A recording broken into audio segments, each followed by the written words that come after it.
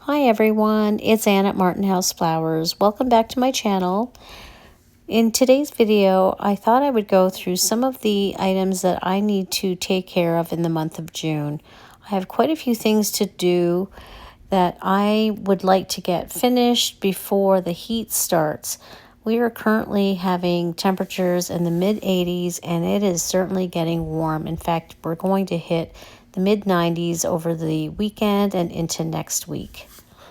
So join me as I go through a few items that I wanted to check off my list in the month of June. As you can see, I've been harvesting some beautiful sweet peas from my garden. My sweet peas this year have done very well on my north-facing patio. And since the temperatures are getting warmer, I've decided to harvest some sweet peas on a daily basis. The next thing that I needed to do was with my cucumbers growing in the greenhouse this year, I decided that we wanted to twine or trellis the cucumbers up in a vine and up to the height of the greenhouse.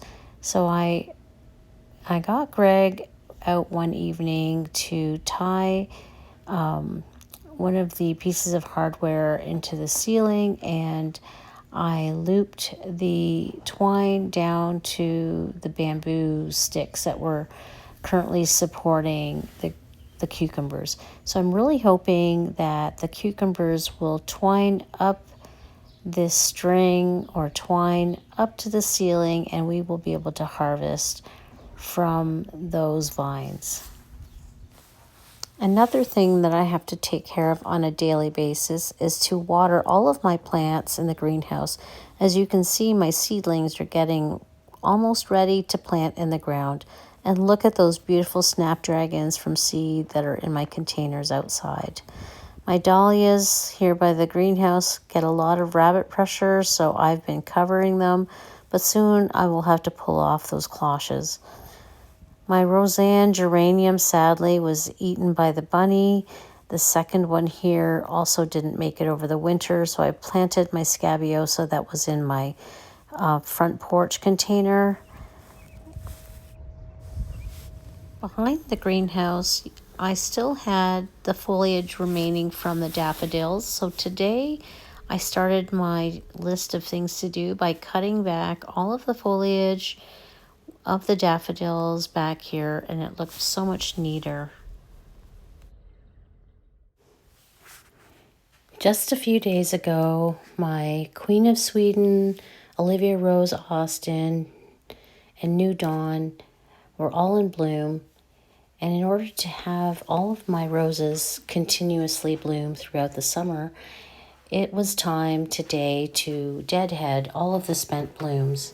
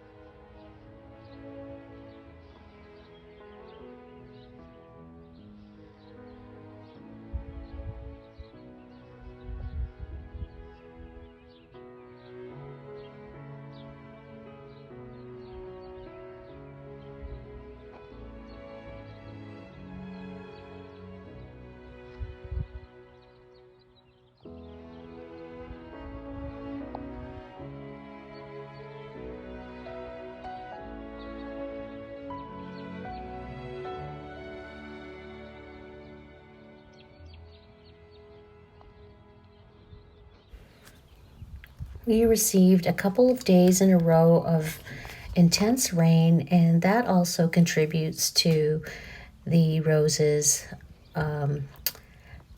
going over. And so you can see that some of the roses were already showing a little bit of brown petals, and they were getting a little tattered. So I actually had to end up working in the rain as I pruned back some of my roses. And I also noticed that a lot of the nepeta was going a little bit brown. So in this image or this video, you can see some of the nepeta going over, but it actually went even more brown over the next few days. So I decided to just go ahead and give all of my nepeta a haircut.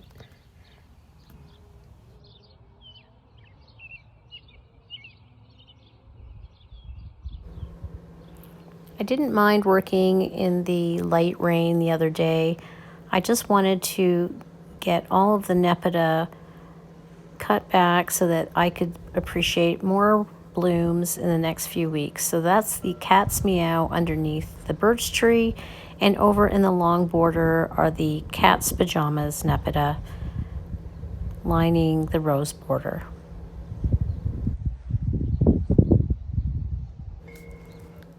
So while the pink roses are taking a back seat, my white and cream roses are in full bloom, like Parfuma Madame Anisette, White Diamond, and Emily Bronte.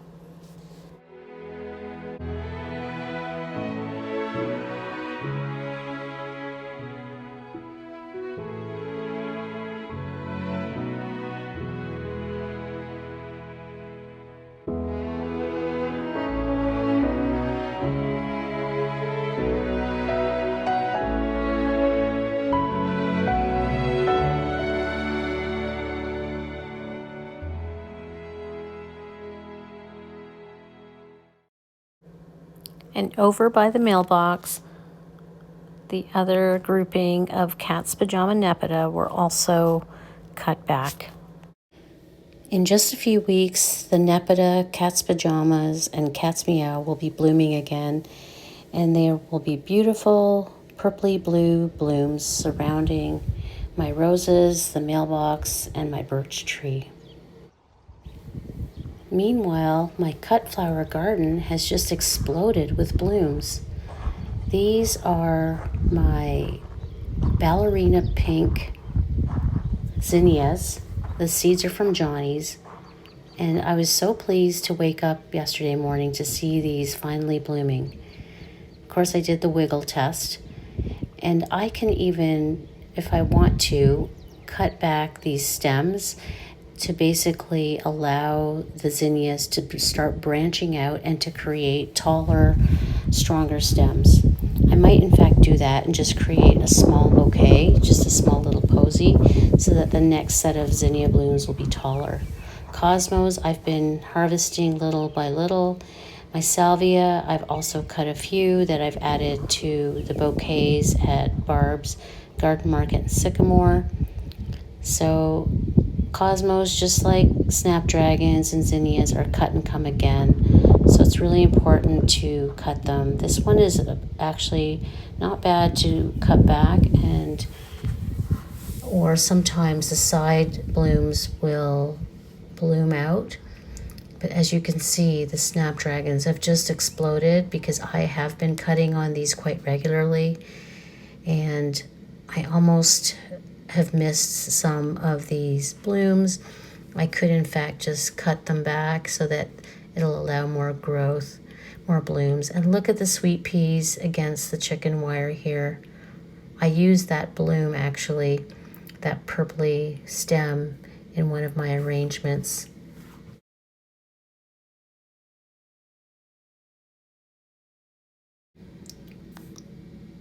Another thing on my list for June is to plant out my sunflowers.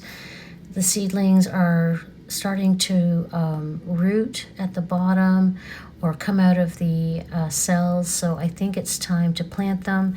And I did pick up another roll of chicken wire, so I think I'm going to fence off that area right beside the arbor on each side and plant out my seedlings there. I'm also looking for some other areas. This ageratum, I planted a combination of the blue and red flint. There's supposed to be a cut flower, but I find them kind of short, so I might use them in shorter mason jar arrangements.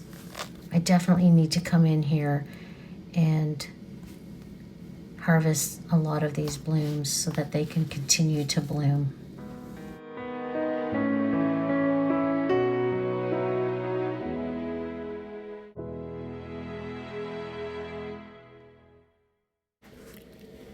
I'm really thrilled with these ballerina zinnias.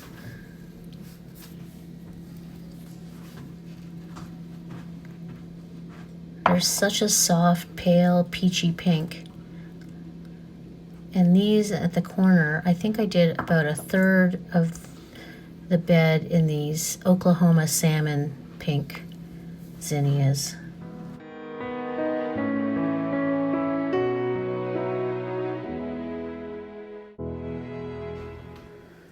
The bachelor's buttons that wintered over in this bed, and some of them were seedlings from my winter sowing jugs, are doing phenomenal. And my black swan poppies are such a treat. I did include one poppy per arrangement, but I did notice, and Barb mentioned, that they didn't last long, and so they came out of the mason jar pretty quickly. I'm really thrilled that the sweet peas are liking this area around my cut flower garden. So pleased.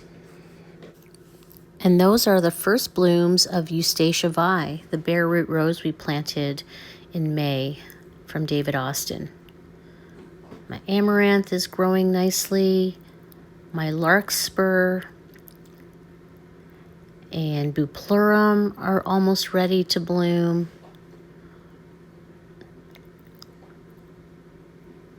We've got chamomile over here. Lots of filler flowers in this bed. Probably a little crowded, but that's okay. I will start to harvest them.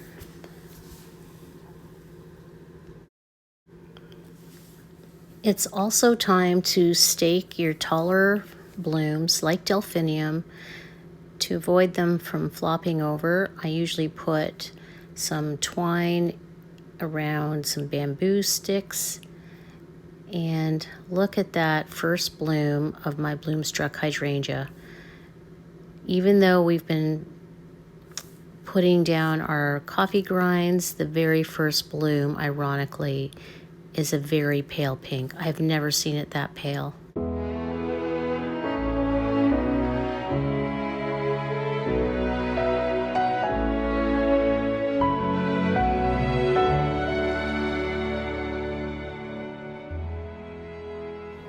So the next day, after my roses had been deadheaded and all the nepeta has been cut back, I came across my spiraeas. My princess spiraeas in particular were showing a lot of spent blooms. You can see the brown spent blooms. Initially, I just took my snippers that I use for my roses, and I was just cutting them individually, hoping to keep the pink blooms still intact. But this was taking some time, and when Greg saw me doing this, he suggested that I come in with my big scissors, my big clippers. I'm not sure what everyone calls theirs, but I thought long and hard about it because I really wanted to just keep these pink blooms alive. I felt a little bit like Morticia cutting back blooms that were still quite pretty. But I ended up grabbing the large shears as I saw that my shrubs around the corner were far too large to use the small snips.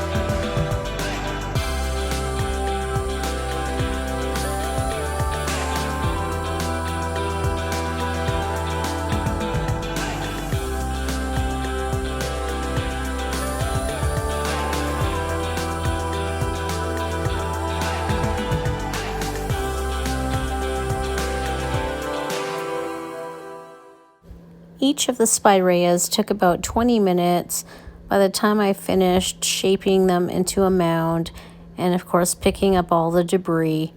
I thought about putting a tarp underneath, but I never really worry about that because it was so windy that if I missed any of the large branches, that the wind would take them away. And you know, from the sidewalk or the street, you can't really see the detail on the ground with the between the shrubs. So the afternoon was pretty much spent finishing all of the spiraeas, and then it was time to work on pinching my dahlias. So in pinching my dahlias, I look at the first set of leaves as not true leaves. So I start counting above the first set of leaves, and I count about 3 to 4 sets of leaves. So above the third or fourth set of leaves is where I take the center and I pinch or snip the center. It looked like on this particular dahlia I had already come along the other day and pinched with my fingers. I thought about cutting down one more set of leaves, but I thought I already saw some nice growth and I wanted this particular dahlia to bloom sooner than later. So the next one beside it, I did the same thing. I counted up one set of leaves, a second set, a third set, and then I snipped right above on this one the third set of leaves. Actually, there was a fourth set, and then I took the center growth and I snipped right above there. Well, it was getting pretty late in the day, so it was time to go inside and start making supper. That was it for my few days of chores to do in the garden in the month of June. I hope you enjoyed this video, and we will see you in the next one.